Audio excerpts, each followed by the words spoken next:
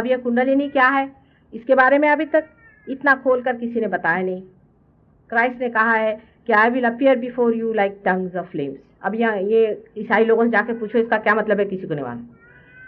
कबीर दास ने, नानक साहब ने, सबने ही ईड़ा पिंगला नाड़ी शून्य शिखर आदि वगैरह सब बातें अपने कविताओं में कह डाली, लेकिन वो गोपनीय रही। उसकी वजह थी कि उस वक्त जो कुछ कहा भी था उसी के लिए उनके जान ले डाले, और खोल के कहने के लिए और समझने के लिए भी मनुष्य में उतना ज़्यादा समझदारी का मादा नहीं था। हालांकि आपको आश्चर्य होगा कि आज वो मादा ज़्यादा है। मनुष्य कितना भी लगता है गिरा हुआ, उसका मादा बढ़ा हुआ है। ऐसे सभा में बैठ करके कृष्ण के ज़माने में अगर कोई लेक्चर देता तो कोई सुनने वाला था, इसलिए गोपी की लीला करनी पड़ी, उनकी गगरियाँ तोड़नी पड़ी और उसमें से वाइब्रेटेड जमुना का पानी उनके कुंडलिनी पे गिराना पड़ा। यह सब नाटक इसलिए किया गया कि उस वक्त ऐसे आपके जैसे बैठे हुए लोगों से बातचीत नहीं करनी पड़ी, लेकिन आज आप लोग ऐसे बैठे हैं, आप में खोज बहुत जोरों में है और इस वजह से सहयोग फलित हुआ है। अनेक देशों में हुआ है, खासकर लंदन में बहुत जोरों में सहयोग ने अपना पैर जमा लिया है। इसकी वजह एक है, अंग्रेज थे बड़े दुष्ट, इसमें कोई शक नहीं, हो रहे होंगे, पर उनके बच्चे बहुत अच्छे, कि बच्चे वाकई में साधु, और उन्होंने बड़ी गहरी खोज की है जीवन में, बड़ी गहरी खोज की, उसके फलस्वरूप बहुत गहरी खोज की है। यहाँ तक कि वो गांजा तक पीने लगे। यहाँ से आपने भेजे थे ना बहुत सारे गांजा पिलाने वाले, तो उन्होंने उनको गांजा पिला दिया, ये कर दिया, सब करने को तैयार थे खोज के पीछे। और इतने पढ़े लिखे हैं कि कुंडलिनी के बारे में सब कुछ वो जानते हैं, और वो भी जानते हैं कि जो सही है गलत है। जैसे उन्होंने सत्य पाया एकदम उसे पकड़ लिया। आपको आश्चर्य होगा कि मेरे लंदन में सिर्फ 4 लेक्चर्स में, सिर्फ 4 कुल मिलाकर, और अभी 300 बढ़िया वहाँ पर सहयोगी तैयार है, बढ़िया, क्योंकि तैयार चीज़ थी। सूखी लकड़ी होती है, आग जल्दी से लहक लेती है।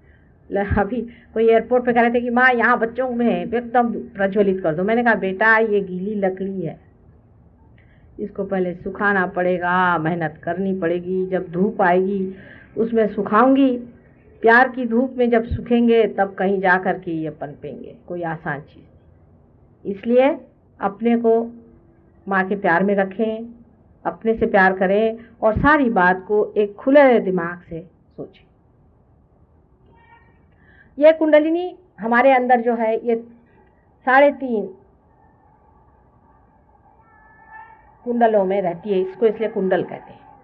कुंडल माने जो घुमाई हुई चीज़ है, जिसको कि हमारे यहाँ सर्पाकार होते हैं। जब सर्प जब बैठता है तो सर्पाकार होकर के ये कुंडलिनी बैठी रहती है। मराठी में इसको वेटोळे कहते हैं। वेटोळे शब्द बहुत अच्छा है कि जो घूम करके एक के ऊपर एक चढ़ जाती है, इस तरह की चीज़ ये कुंडलिनी है। और इसको कॉइल्स आप कह सकते हैं कि एक के अंदर एक 3.5 के कॉइल्स है। अब 3.5 क्यों है, तो इसका भी कारण है कि आप ऑटोमेटिक वॉच कर देखें, जो ऑटोमेटिक चलती है उसमें भी 3.5 कॉइल लगाने पड़ती है। इसमें गणित अनंत की बात है, इसकी वजह से होता है। अब उसके डिटेल्स में मैं जाऊंगी तो वो एक चीज़ चल पड़ेगी, लेकिन जो भी सोचा है वो इंजीनियरिंग फर्स्ट क्लास है, उसमें कोई शंका नहीं। अब ये 3.5 की कुंडलिनी यहाँ बिठा दी है। ये बीज का अंकुर है, ये बीज का प्रिम्यूल जिसको अंग्रेजी में कहते हैं वो है। और इसके नीचे में जो ये चक्र पहले से बना हुआ है, 1 2 3 4, इसमें 4 इसके पंखुड़ियाँ हैं।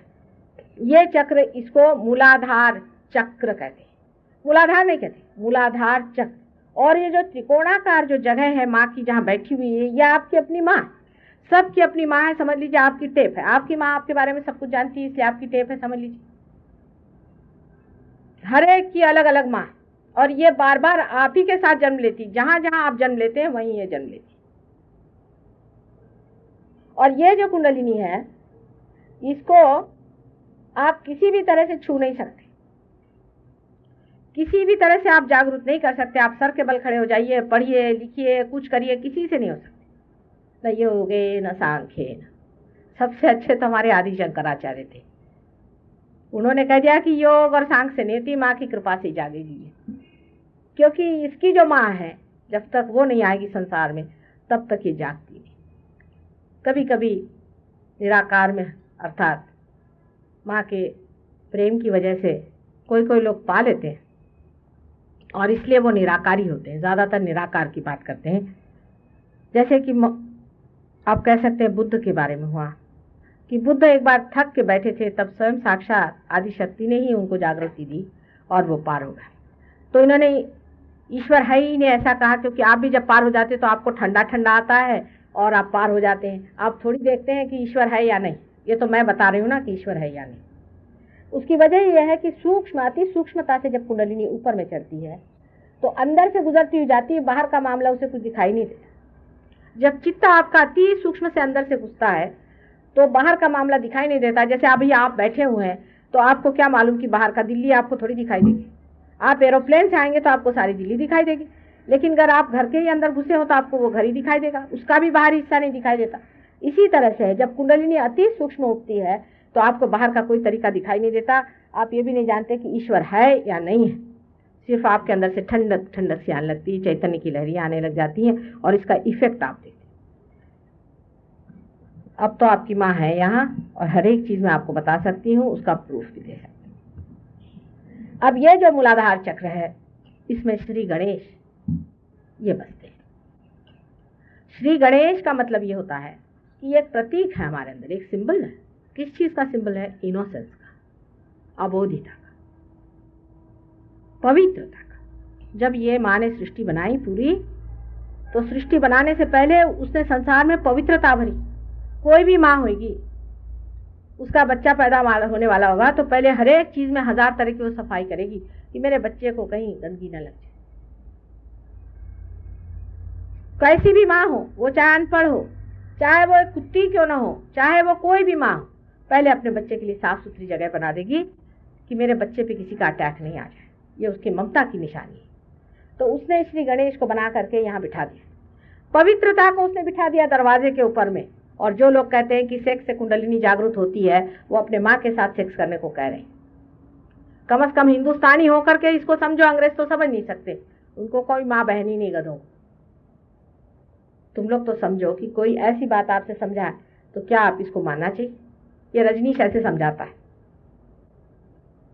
उसको कहो अपनी माँ के साथ रहे, हम लोगों को ऐसी गंदी बातें करने की जरूरत नहीं। कितना बड़ा राक्षस है आप समझ लो। तो कि कुंडलिनी की जागृति जो आदमी कहता है कि सेक्स से होती है, कुछ भी नहीं होता। जब आदमी इस तरह के गलत काम करता है, कोई भी आदमी जो बहुत विषयी होता है और जो जीवन को, जिसने अपनी कोई इज्जत दुनिया में नहीं की हुई, जिसने बड़े गंदे कर्म किए हैं और वो कुंडलिनी की बातें करने लग जाता है, तब गणेश जी उस पर बिगड़ते हैं और तब वो नाचना शुरू करता है, एकदम चीखना शुरू करता है, बीच में उठेगी एकदम से, आफत मचाएगा। ये कुंडलिनी में गड़बड़ करने से होता है। जो सत चरित्र है उसमें कभी कुंडलिनी ऐसा काम नहीं करेगी। कुंडलिनी स्वयं कुछ नहीं करती, हो तो माँ ही है तुम्हारी है, वो तो तुम्हारे वरदान के लिए, तुम्हारे पुनर्जन्म के लिए वो ऐसा नहीं कार्य करती। पर गणेश गुस्सा हो जाते। तांत्रिक लोगों ने इसका बड़ा फायदा उठाया। हालांकि ये मैं कहूंगी कि कभी भी माँ बच्चे की पूरी गलती कभी नहीं कहने वाली, इसी वजह से हो शायद माँ कभी ये नहीं कहती कि कंप्लीटली कंडेम्ड माँ का स्वभाव होता है। मैं ये कहूंगी कि शुरू में जो गलती हुई होगी, हो सकता है, मैं अपने स्वभाव के अनुसार कहती हूँ, हो सकता है कि मनुष्य ने अपने मूलाधार चक्र पे गणेश जी को देखा होगा, सिर्फ उसकी सूंडी देखी होगी, तो सोचा होगा कि यही कुंडलिनी है और इसीलिए उन्होंने गड़बड़ करी। हो सकता है, इसलिए बेसिकली पहले ही शुरू से ही बुनियादी तौर पे मनुष्य को कंडेम नहीं किया जाता।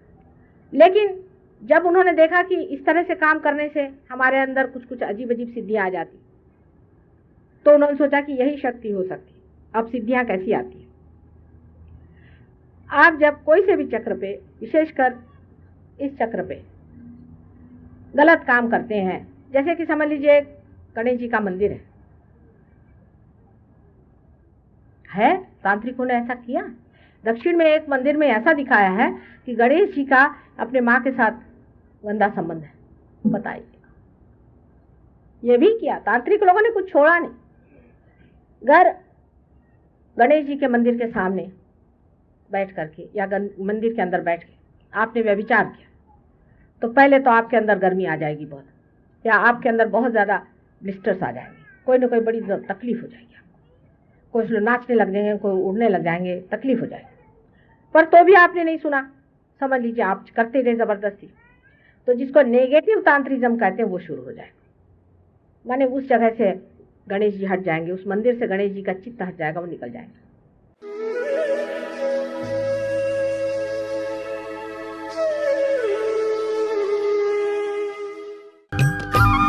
सब्सक्राइब कीजिए कुंडलिनी जागरण को और प्रेस कीजिए बेल आइकन को, जिससे कि आपको मिल सके हमारी लेटेस्ट वीडियो सबसे पहले।